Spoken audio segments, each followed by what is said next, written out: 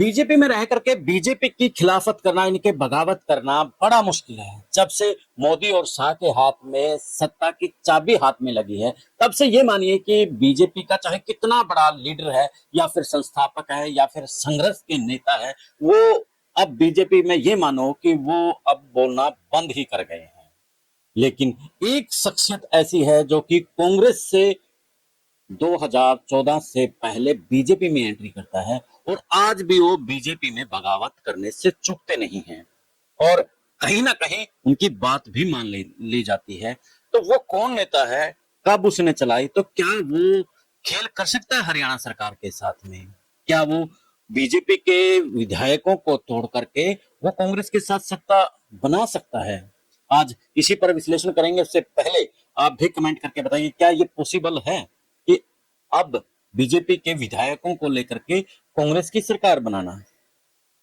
बताना जरूर। चैनल को फॉलो, शेयर और सब्सक्राइब करना भी मत भूलना, ताकि प्रदेश की जुड़ी हुई खबरें आप तक पहुंचती रहें।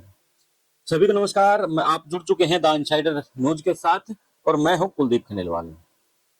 हरियाणा की सियासत में नायब सिंह सैनी ने एक मानो कमाल 2024 में कर दिया, जब लग रहा था कि अब की बार सरकार बनाना बड़ा मुश्किल है। अगर सरकार बनेगी तो वो जोड़ तोड़ की सरकार बनेगी।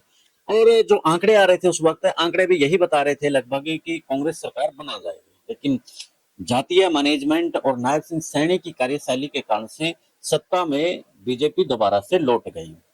तो अब यहाँ पर सबसे बड़ा सबसे बड़ा जो रोड़ा है वो अब राव इंद्रजीत बीजेपी के लिए हो रहा है। 2024 की जब टिकटों को लेकर के बात हुई, तब भी राव इंद्रजीत एक रोड़ा थे और उन्होंने ये कहा था कि मेरी बेटी को टिकट देना है। हालांकि बीजेपी आरती राव को टिकट नहीं देना चाहती थी, लेकिन राव इंद्रजीत के आगे वो झुक करके उसको टिकट दी और फिर उसको मंत्री भी बनाया। तो ये राव इंद्रजीत की पावर है बीजेपी में। क्योंकि पावर मैं इसलिए कह रहा हूं क्योंकि यहाँ पर अब सब बोलना भूल गए हैं। कोई अपनी सरकार में जो भी हो रहा है उसके ऊपर कोई टिप्पणी टिप्पणी नहीं करता है, लेकिन राव इंद्रजीत खुल के बगावत करता है। पिछले दिनों जब रैली थी नायब सिंह सैनी को लेकर के, उसने वहां पर भी मंच पर कह दिया था। हालांकि तब नायब सिंह सैनी ने कहा था कि ये सबकी मिली जुली सरकार है, सब जातियों का इसमें, सब क्षेत्रों का यहाँ पर समावेश है और तभी ये सरकार बनी है। हालांकि अगर समीकरणों की बात देखी जाए 2014, चाहे आप 19 की बात कर ले, 14 की बात कर ले और अब 24 की बात कर ले, यानी कि जो वो बेल्ट है अहिरवाल, कहीं ना कहीं बीजेपी को वहां पर बड़ा हाइप मिलता है, वहां से बड़ी संख्या मिलती है और बार बार हरियाणा में सरकार बीजेपी बना जाती है। अब उन्होंने कह दिया है कि हमारे यहाँ पर अब खेल होगा। खेल इसलिए होगा क्योंकि अब वो सीएम बनना चाहते हैं। अब वो सीएम बनना चाहते हैं तो बीजेपी उसको बनाएगी नहीं, क्योंकि बीजेपी के पास एक यही खास बात है कि बीजेपी अपनों को सीएम बनाती है और बिल्कुल जो पीछे वाली श्रेणी में होता है उसको सीएम बनाती है। चाहे मंत्री हैं चाहे और हैं, उनको कहीं ना कहीं आगे ले आती है दूसरी पार्टियों से। लेकिन सीएम बनाना बड़ा मुश्किल होता है कि हेमंत बिस्वा को छोड़ करके बाकी प्रदेशों के अंदर आप देखेंगे तो ज्यादातर इसी तरीके से मिलेंगे। तो अब उसने खेल खेल दिया है, उसने लगभग 10 से 11 विधायकों का डिनर कर दिया है राव इंद्रजीत ने। और अगर 11 विधायक चले जाएं तो देखो अल्पमत में आ जाएगी बीजेपी, और अल्पमत में आ गई तो सरकार नहीं टूटेगी। तो ऐसे में दूसरा रास्ता राव इंद्रजीत के लिए ही बनता है कि भूपेंद्र सिंह हुड्डा के साथ मिलकर के वो सरकार बना सकते हैं। है तो बड़ा मुश्किल है, लेकिन अगर गणितों की बात करें तो 38 उनके पास बनते हैं और 11 ये, और इनेलो भी अगर समर्थन करते तो सत्ता तो कांग्रेस के साथ में राव इंद्रजीत बना सकते हैं। लेकिन पेच यही है, यहाँ पर भी यही रहेगा क्योंकि वो खुद केंद्र में बैठे हैं, बेटे उनकी मंत्री है, यहाँ पर बहुत कुछ है। लेकिन सीएम बनने का सपना उसका कांग्रेस को पूरा करना पड़ेगा, और कांग्रेस क्या उसका सपना पूरा करेगी, ये भी एक बड़ा सवाल है।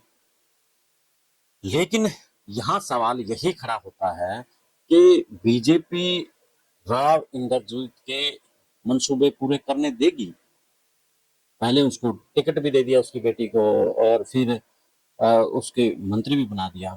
तो अब जो 11 विधायकों का डिनर हुआ है उनमें जो नाम है आरती राव, सुनील सांगवान, उमेश पातवास, कंवर सिंह, ओम प्रकाश यादव, बिमला चौधरी, लक्ष्मण यादव, अनिल यादव, डॉक्टर कृष्ण कुमार, तेजपाल तंवर, मुकेश शर्मा और मंजू चौधरी।